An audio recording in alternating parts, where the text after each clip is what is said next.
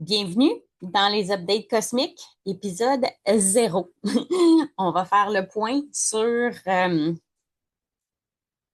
qui, quand, quoi, comment, pourquoi. Euh, on m'a dit que ma vie allait complètement changer. Puis honnêtement, j'y croyais à moitié. Mais aujourd'hui, en regardant les dernières années, je peux te confirmer qu'effectivement, ma vie s'est complètement transformée. Ma vie, mais moi aussi au travers de tout ça. Euh, Hey, salut, amis cosmiques. Bienvenue dans ton update cosmique, l'espace où on traduit le ciel pour que tu puisses mieux naviguer ta vie sur la Terre pour jouer le jeu de la vie. Moi, c'est Mère-Noël, coach, astrologue, yogi, pour ceux qui me connaissent déjà, et puis surtout quelqu'un qui vit l'astrologie au quotidien maintenant, qui l'étudie pour la vie.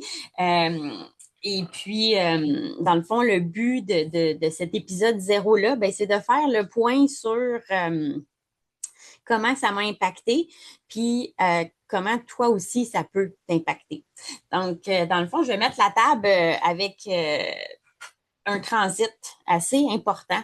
Euh, dans le fond, tu vas voir au cours des prochains épisodes, moi, j'aime penser l'astrologie comme un plateau de tournage, un peu, dans le sens un peu comme une pièce de théâtre, que les planètes, c'est des personnages, et puis que les signes, c'est des costumes, et puis que les maisons, ben, c'est le décor où se passe l'action.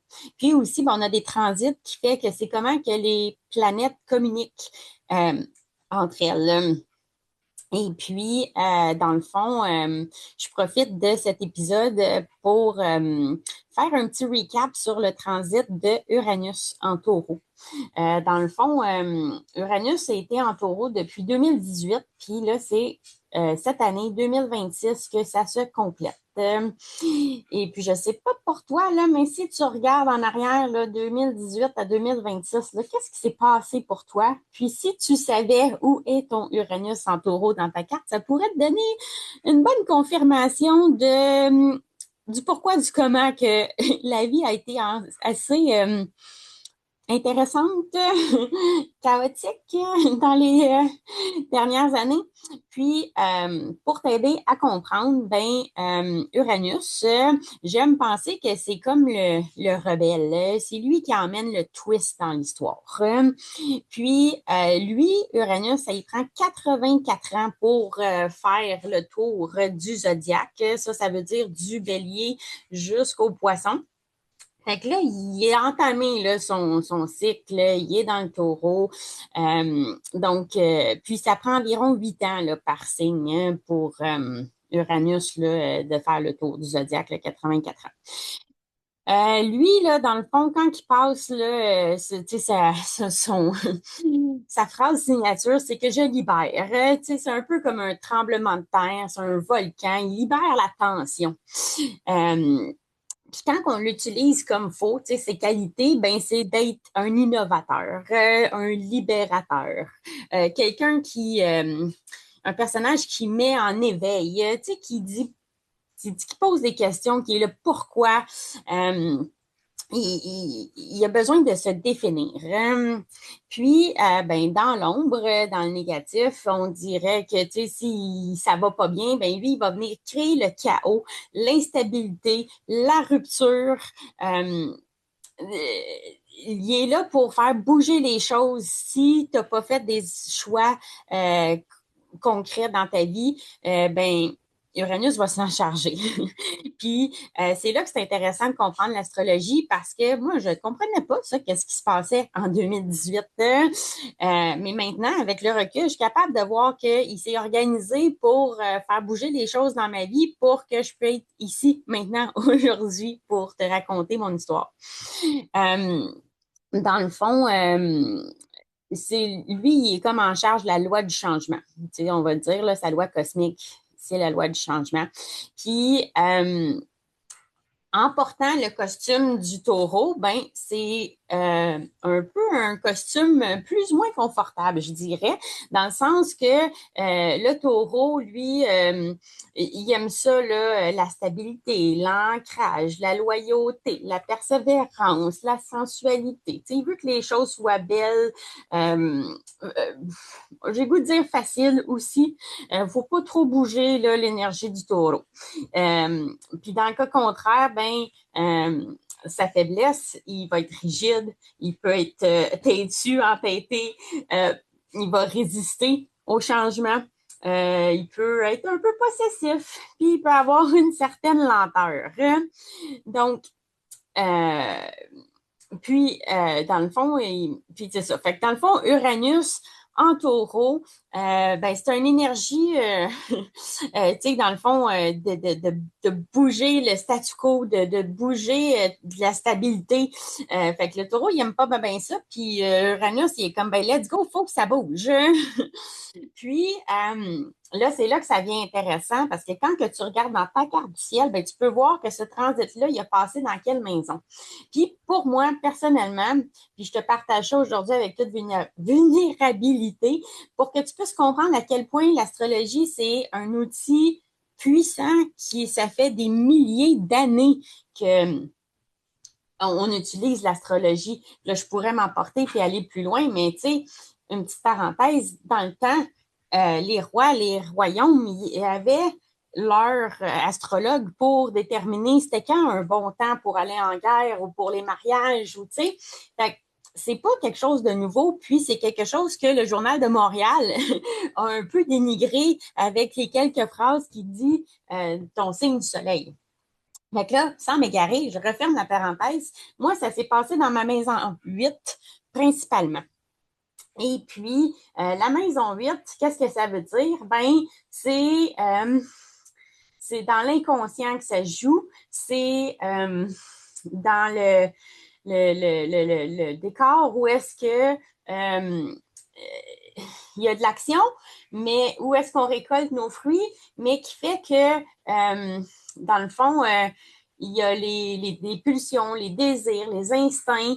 J'ai définitivement travaillé mon instinct dans les dernières années. Euh, les sujets tabous, la sexualité, la mort, les maladies, le paranormal, euh, tu sais, tout ce qui est un peu le woohoo, spiritualité, on n'ose pas trop en parler, mais on sait qu'il y a quelque chose qui est plus fort que nous, mais ça fait pas partie du cadre, tu vois, genre, la thérapie, l'auto-analyse, euh, puis dans le fond, ça vient permettre de découvrir toutes les formes de l'inconscient. Je pousserais ça à, tu sais, l'hypnose, la magie, la métaphysique, l'occultisme et l'astrologie. Donc, le défi là, de la maison 8, quand tu as un transit comme ça, ben, c'est de se transformer pour le mieux au travers des crises. Fait que pour le plaisir, je me suis fait une petite liste pour partager avec toi tout ce qui s'est passé de 2018 à 2026, juste pour te donner une petite idée à quel point ça a brassé dans ma vie. Puis je suis pas mal sûre que ça a dû brasser pour toi dans ta vie aussi, si tu m'écoutes aujourd'hui. Euh, En 2018, on m'a lu ma carte du ciel. Puis tu sais, pour être honnête, avec le recul, maintenant, je comprends que c'est l'astrologie qui m'a choisi. Parce que j'ai toujours eu un intérêt pour l'astrologie, mais jamais à penser que je deviendrais un astrologue un jour. Mais quand on m'a lu ma carte du ciel, ça m'a tellement fascinée de, de voir, de sentir, de comprendre que quelqu'un que je connaissais pas, qui était capable de lire les symboles sur une feuille de papier, puis qui était capable de me décrire comment que moi j'étais. Moi, là, ça l'a fait. Voyons que ça se peut. Puis, ça m'a tellement apporté une paix intérieure de me dire que wow, je suis pas folle, là, il y a vraiment quelque chose là-dedans, puis que dans le fond, ça m'a aussi aidé à comprendre la mission de ma vie, parce que c'est une mine d'or. La carte du ciel, c'est comme ton manuel d'emploi pour le jeu de la vie, dans le fond. Ça t'aide, on peut tout savoir pratiquement. Puis tu sais, à la fin de la conversation, elle m'a dit, ah, tu vas voir, ta vie va changer pour toujours. Mais je comprenais pas qu'est-ce qu'elle voulait dire jusqu'à aujourd'hui maintenant que là, je fais, ah oui, là, je comprends que oui, ma vie, elle a effectivement changé pour toujours parce que en 2019, ben, on a déménagé. Donc, j'ai un conjoint, j'ai deux filles, puis on habitait en Colombie-Britannique, à Nelson. Donc, allô mes amis de Nelson, si tu m'écoutes. Puis, on a déménagé au Québec, à Sherbrooke. Fait qu'on se dit-tu que, un déménagement, c'est une grosse transformation. Deux, changer de province. Puis, trois, la culture. C'était complètement différent, là. Tu sais, autant français et anglais. Tu sais, toute ma vie, ça a été comme un 180 changements. Puis après ça, ben le 2020 est arrivé, on s'est acheté une maison, on le rêve parce que dans le fond, nous, le but de partir, c'était d'avoir une meilleure vie. C'était ça l'intention. La seule chose, c'est que j'ai pas été super claire dans c'était quoi une meilleure vie. Mais la maison en faisait partie. Le rêve. J'ai une belle maison, je suis bien contente. Puis, ben, le chien est arrivé aussi. Ça, je veux faire une parenthèse là-dessus parce que ceux qui connaissent pas l'histoire de mon chien, je l'ai manifesté, mais au point zéro solide, dans le sens que j'avais toujours dit à mes filles, quand vous aurez 7 et 10 ans, on aura un chien. Et puis, ben, nous voilà au Québec. Mes enfants allaient avoir 7 et 10 ans. Puis, on était en appartement. Et puis, j'ai été honnête avec mes filles. J'ai dit, ben, je suis désolée, on n'aura pas de chien tout de suite parce qu'on est en appartement. Puis ça, c'était comme, je sais pas, là, au printemps, là, ouais, printemps 2020. Puis, là, j'ai dit, ben, en appartement, on peut pas avoir de chien. Donc, tant qu'on aura une maison, ben, on va reviser le projet. Fait que je suis désolée qu'à 7 et 10 ans, je peux pas tenir ma promesse. Mais l'univers avait bien entendu ma demande. Donc, en juin, on a eu, en juin, il y a quelqu'un au travail qui m'a dit, hey, ma chienne est enceinte. Et puis, j'ai comme senti dans tout mon corps, mais que c'était mon chien. Mais on n'avait pas la maison encore. Puis en juillet, on a visité notre maison. En septembre, on a acheté la maison. Puis ça, c'était le 8 septembre, pour être précise, que j'ai eu la maison. Mais le 14 septembre, c'était la fête de ma plus jeune qui a eu 7 ans. Ensuite, on a eu ma plus vieille qui a eu 10 ans au mois d'octobre. Puis au mois de novembre, ben, le chien est arrivé dans notre vie. Fait que, finalement, j'ai tenu ma promesse. On a eu le chien quand les filles ont eu 7 et 10 ans. Et puis, c'est juste pour dire à quel point que j'avais aucune idée, mais que je l'ai manifesté puis que je l'ai laissé aller dans l'univers. Fait que j'avais mon intention d'avoir le chien, puis j'ai clairement pris les actions qui égalent la manifestation. Donc, petite parenthèse terminée pour le chien, mais quand même, ça aussi, ça a été toute une transformation parce que je ne sais pas si toi, tu as un chien, mais on va se dire, les premières années, le puppy, c'est quelque chose, l'entraînement. Moi, elle était réactive. C'était la pandémie, il n'y avait pas de socialisation. J'ai pleuré ma vie quand je suis sortie du vétérinaire quelques fois. Fait que ça aussi, c'est quelque chose dans une vie d'avoir un chien, ça transforme la vie. Puis en même temps, ben, je suis tellement contente parce que c'est tellement plein d'amour, puis ça fait que je marche régulièrement dans la forêt. Ça, c'est précieux pour ma santé mentale. Là. Et puis, c'est tellement un bon moyen de grounder que je suis pleine de gratitude envers mon chien. Ensuite, on continue l'aventure en 2021. Ben là, on sait ce qui s'est passé, la pandémie. Ben là, on disait c'est important que tu aies un skill qu'on appelle un travail. Donc, j'ai changé de carrière. J'ai décidé de devenir coach de vie. On va se le dire, j'ai toujours été un peu celle à qui on me dit toujours ah, toi, je disais ça, puis je dis pas ça aux autres. Ou mon chum me disait toujours comment ça, toi, le monde te parle puis te raconte leur vie en 5 minutes. Donc, j'ai décidé d'aller me chercher les outils.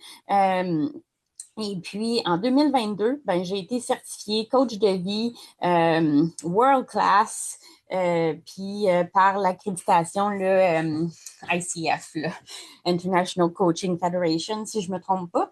Et puis, l'affaire là-dedans, c'est que moi, je ne pensais pas qu'en étant coach de vie, je deviendrais aussi entrepreneur. Hein? Un petit peu de naïveté ici, ici présente. Mais bon, ça a fait partie de la transformation aussi. J'ai appris beaucoup de choses dans les dernières années. Et puis, rendu en 2023, ben là, j'ai dû faire un deuil. Dans le fond, pour moi, un deuil, c'était quand une personne mourait, mais j'avais pas compris que le déménagement aussi pouvait être un deuil, mais que aussi, j'ai perdu mon père. Donc là, j'ai fait le vrai deuil d'une personne qui part. Euh, on va se le dire, si tu as perdu quelqu'un, c'est quelque chose, autant émotionnellement, mais que toute la paperasse, tout le notaire, tout l'état dans lequel il nous a laissés, ça a été toute une aventure, ça aussi. Donc, ça a été aussi une grosse réalisation de la transformation avec la relation avec l'argent, parce qu'on va se le dire, c'était pas lui qui était le plus riche au monde, c'est pas lui qui m'a transmis les valeurs de confiance, de bien jouer avec l'argent. Donc, j'ai shifté ça aussi. Et puis, ben 2024, j'étais vraiment plus intéressée à l'astrologie. Tu sais, ça faisait depuis 2020 que j'ai oublié de dire ça, mais en 2020, pendant la pandémie, il y a quelqu'un qui m'a envoyé une vidéo sur l'astrologie.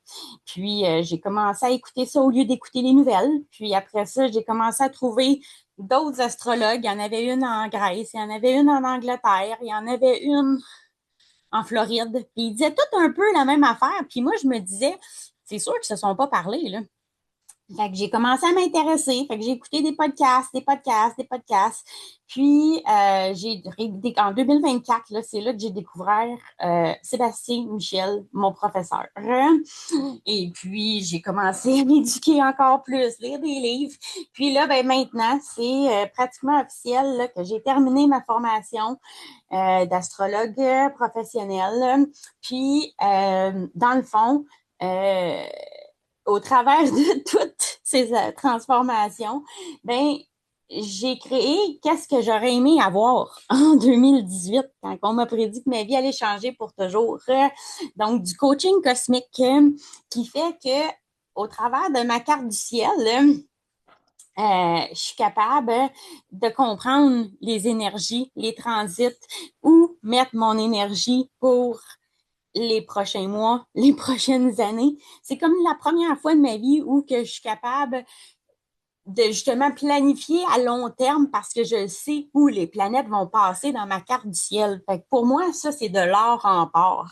Puis ça l'a tellement transformé toute ma vie que tout ce que je veux, c'est t'aider à toi aussi transformer ta vie, à pouvoir euh, être en paix avec toi-même, de pouvoir être authentique avec toi-même. Puis, euh, my God. Fait que, je sais pas si toi aussi, tu as l'impression que les dernières années t'ont brassé solide. Euh, euh, Puis tu sais, ça, je fais juste ça, c'est juste un transit, là, Uranus en taureau, là. Mais il y a tellement eu d'autres transits. Puis là, présentement, au moment où je te parle, on est dans un autre moment avril 2026 où qu'on a un party de planètes en bélier qui est un nouveau départ. On a vraiment un reset identitaire. Autant tu sais, c'est ça, identitaire, autant que ça se passe tout au personnel, mais plus qu'on change au personnel, plus que ça change à l'extérieur, plus que ça fait un impact sur le collectif. Puis, je pense que ça revient la responsabilité à nous de se prendre en charge, de se prendre en main pour être le changement qu'on veut voir demain. Fait que, est-ce que tu es prête à te prendre en main?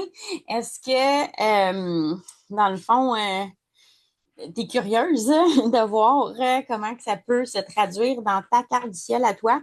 Parce que dans le fond, moi, j'ai compris que l'astrologie, c'est pas là pour prédire ta vie, mais c'est là pour donner du sens au chaos. C'est donner du sens à à ce qui marche puis qu'est-ce qui marche pas.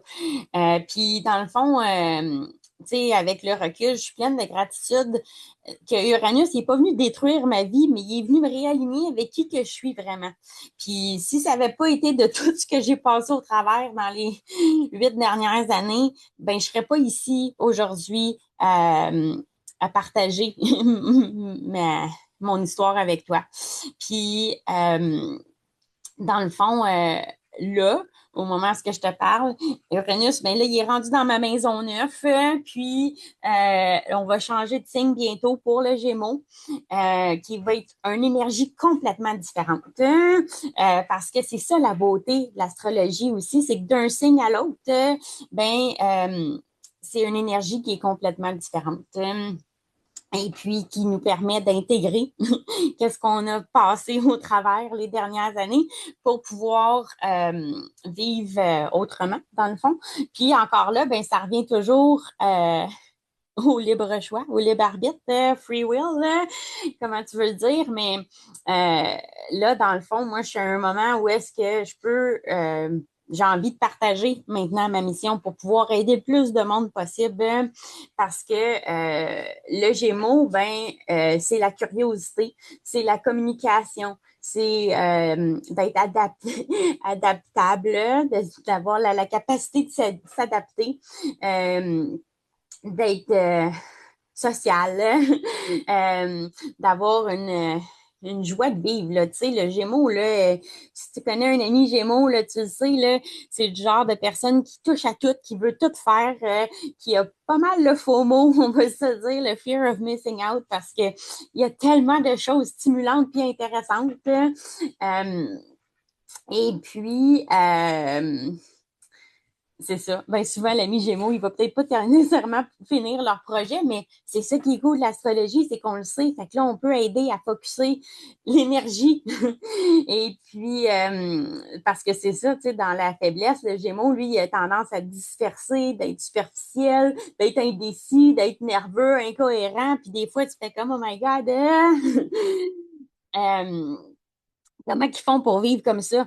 Mais dans le fond, Uranus, lui, en Gémeaux, ben, il va venir comme tout transformer la manière qu'on pense. La technologie aussi va beaucoup changer dans les prochaines années. Puis, le... My God, je vais faire un autre épisode sur Uranus en Gémeaux. How about that? Mais je veux quand même terminer bientôt dans le sens que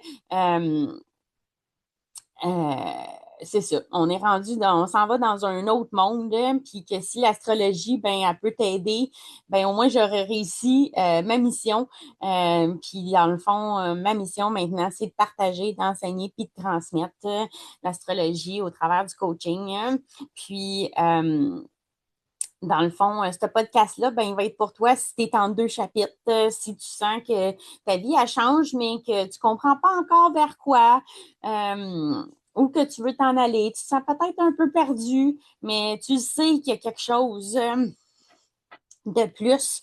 C'est peut-être juste d'en parler avec quelqu'un qui te voit puis qui te comprend pour vrai, que tu vas être capable de prendre des actions concrètes en lien avec tes intentions pour créer tes manifestations. Puis, dans le fond, ben, je suis là pour t'aider à mettre des mots puis du sens, puis surtout, ben, d'avancer avec plus de confiance. Fait que, merci de m'avoir écouté jusqu'ici. Si cet épisode-là t'a parlé, ben, viens me le dire. J'aimerais vraiment ça savoir. Qu'est-ce qui a changé pour toi dans ta vie dans les dernières années? C'est quoi ton moment Uranus à toi? Qu'est-ce qui était là, vraiment flagrant? Puis, ben, l'astrologie, c'est 50-50, hein?